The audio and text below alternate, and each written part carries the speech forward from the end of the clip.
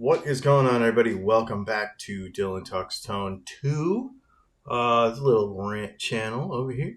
Thanks for coming and saying hello. So today we're going to talk about, so you can't tell the difference between an expensive guitar and a cheap guitar. I see this comment quite often in the chat, or more accurately, somebody telling me I can't tell the difference between an expensive guitar and a cheap guitar. And usually what that is that some sort of defense mechanism because they don't or can't or don't want to spend money on a more expensive instrument. And a lot of times what will happen is they will take a very negative troll position with that, right? Like, well, you can't tell the difference between a blind test between a $5,000 guitar and a $500 guitar. You'll never be able to tell the difference. Well, the truth is I can tell the difference. It's pretty easy most of the time. We could get into technical things, but I think that the psychology behind this is more interesting than the technicalities of it. And I know that the intention of those sort of comments is to troll or to, somehow, defend one's own feelings on the matter. But I don't think there's any feelings to defend. In fact, I think in those cases, so if you are a person, here's what I'll tell you. If you are a person who plays a Harley Benton and then plays a Les Paul and says, you know what, I just don't see the justification in the price difference. I just don't see it. For whatever reason. It could be you don't care where the guitar is made. You don't care about the finish. You don't care about right? There could be many, many reasons, right? It doesn't even matter what the reasons are. My response to you is not that you're wrong. It's that you just saved yourself $2,800. And I would encourage you, if you can't tell the difference between an expensive guitar and an inexpensive guitar, then don't buy an expensive one just for the sake of it, right? Buy an inexpensive, buy the guitar that you want. And if you're like, you know what, it's not worth it to me to spend money on an expensive guitar. See, a lot of people will take that as a troll, or they will take that as I'm telling you something. And again, my feeling is then good, actually. I hate to see people spend money on something that they can't appreciate or won't appreciate or don't want to appreciate. There's many reasons. Does that mean that you'll never be able to tell the difference between a $2,000 guitar, $5,000 guitar, and a $300 guitar, $500 guitar? Maybe not. Maybe not. In fact, this goes across many areas of life, right? This is not just guitar stuff. It could be your coffee pot. It could be, for me, it's a pocket knife. It could be the computer that you use. It could be the printer that you buy, right? I'll give you an example, okay? The printer that we use to print packing slips, okay? I use it 10 times a day. And it's $110 or whatever. It's the cheapest thing ever. I don't care about it. There might be those of you who really care about your office equipment. All I want is it to function. It just has to function as the job of a printer, right? Which is what a very inexpensive guitar does. It functions. It serves the function of a guitar-shaped instrument that you think looks cool and feels cool and plays cool. That's all it needs to matter, right? So it just does the thing. I don't need anything particular about my printer, so therefore I'm not going to spend any money on a fancy one. I can't justify it, right?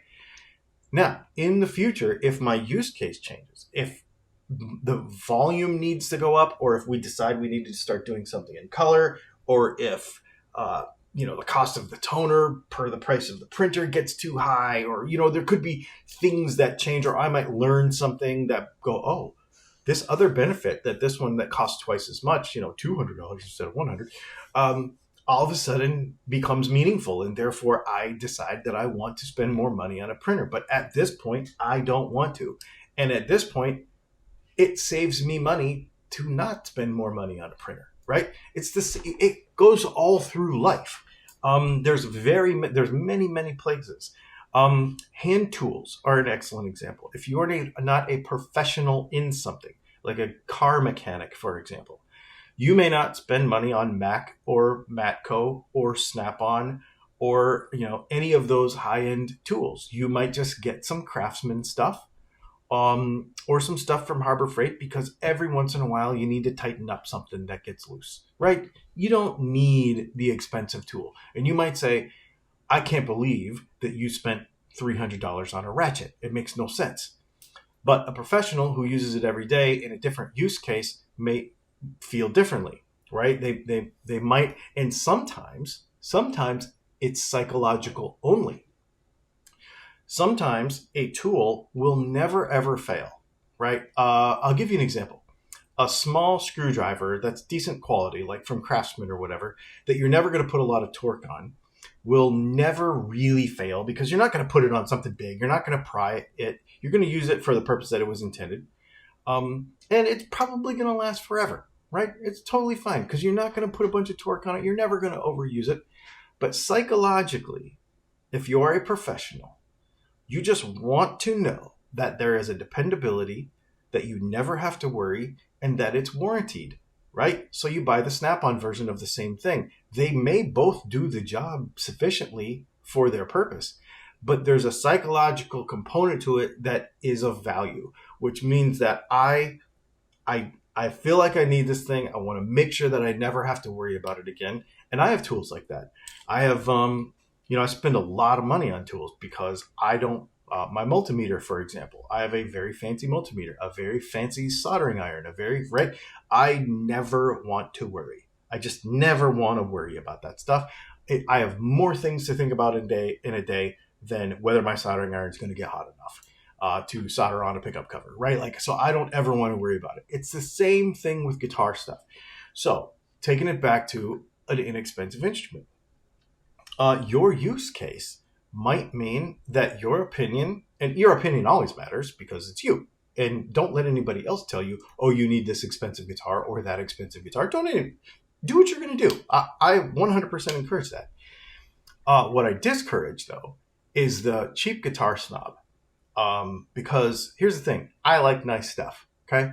I have Les Paul. I like it. It's cool. I have a custom shop Les Paul. I think it's cool. I like it. But guess what? I also like Epiphones. I also like Squiers, right? So I like expensive guitars and cheap guitars, right? Then there could be the snobby guy who's like, I'm never going to play an Epiphone again because I'm a Gibson guy. That guy's a snob. We don't want to be that guy. But here's the problem. Cheap guitar snobs are a thing too. You could be like, there's no reason to buy an expensive guitar. Well, here's what you're doing. You're alienating yourself from a large part of the community, which means that you could have friends that you don't have. You are cutting off a segment of fun that you could otherwise be having if you liked everything. Even if you can't afford it or are not willing to spend the money on it yourself, exploring it and being willing to explore it and enjoying it. So you can't tell me, as a cheap guitar snob, that if I invite you over to my house and I say, hey, I have this custom shop Gibson right here, would you like to play it? That you're going to tell me no because you're a Harley Benton guy. You can't tell me that. No, you're going to want to experience it. So why be a douchebag in the comments about that kind of stuff, right? Like, just like guitar stuff because it's cool and allow other people to like guitar stuff because it's cool. You're my friend because you like guitar stuff. I don't care how much your guitar costs. I don't. We're doing this thing. We're doing this thing on our website. Yeah, if you go to DylanTalksTone.com and you scroll down to the bottom, you can submit a rig, a picture of it, and we pick one every week, and then we give some stuff away at the end of every month. And what we always tell people is the cost of the guitar doesn't matter. This is not the best rig of the month. This is the coolest picture of the rig of the month. It could be a $100 guitar, but if you take the coolest picture, you win, right? The idea here is you enjoy your thing. Doesn't matter how much it costs. We want you to enjoy your thing, and we want to recognize that you enjoy your thing, right? So don't be a cheap guitar snob. Don't cut off half of the fun that you could otherwise be having by enjoying stuff that you don't have, right? You view it as aspirational. And going back to the whole thing about I can't tell the difference between this guitar, don't view that. You can do whatever you want, but I'm just making a suggestion. Don't view that as an absolute.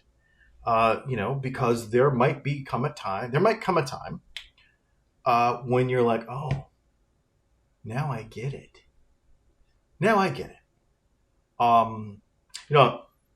Again, this is not guitar related, but it's the same thing across things. So this pocket knife right here, that's an expensive pocket knife. Okay. It's a McNeese Dixon. And when it first came out, I saw it at Blade Show and I was like, that's not really me. And then, I learned more about the company. I learned more about the knife itself and whatever. And I went ahead and pulled the trigger on one last week. And I got to tell you, it's freaking awesome. My appreciation for the thing changed based on some tangibles and based on some intangibles. Had I told everybody that this knife sucks and you should just go get a Gerber from Bass Pro Shops, and then I went and bought this knife, I would be a jerk. I would be, it makes no sense, right? So your opinions can change, your viewpoints can change, so allow them to, and enjoy that process. This is all about enjoying guitar stuff. So if you can't tell the difference between an expensive guitar and an inexpensive guitar, there is no right or wrong to that. There is no answer to that. I'm just glad you're playing. So let everybody else enjoy their playing too, no matter how much their gear costs or doesn't cost. I'll almost guarantee you that I will guarantee you that there will be a guy in the comments or gal in the comment sections of just about every one of our videos who owns a custom shop thing and a very inexpensive thing and enjoys them both equally.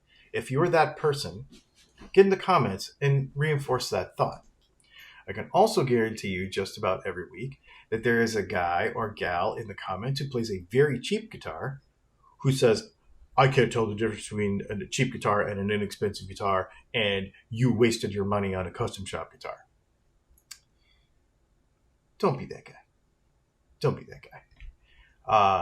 And then there's, of course, you have to just justify the amount of money that you spend on something. I don't have to justify anything, to be honest with you. It's funny, I don't actually play my expensive guitars on the channel. I don't know if you've ever noticed that, but I guess sometimes I do, but not very often. Those are for me. I don't gig them. I don't take them out of the house. And I don't often play them on the channel. So they're not for you. They're for me. The project guitars that we buy for the channel that you see all the time, that we are advertising, using for our products and stuff, those are often not the most expensive guitars that I have. Those are usually like that, whatever that Strat is for $500, right? That Indonesian thing, and maybe some SE stuff, and, regular Telecaster, regular stuff, because it's what most people have. So,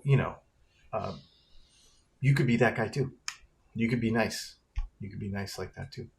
There you go. I just want to encourage everybody to, if whatever you have, just play it and enjoy it. And I'm glad that you're saving yourself money, because someday,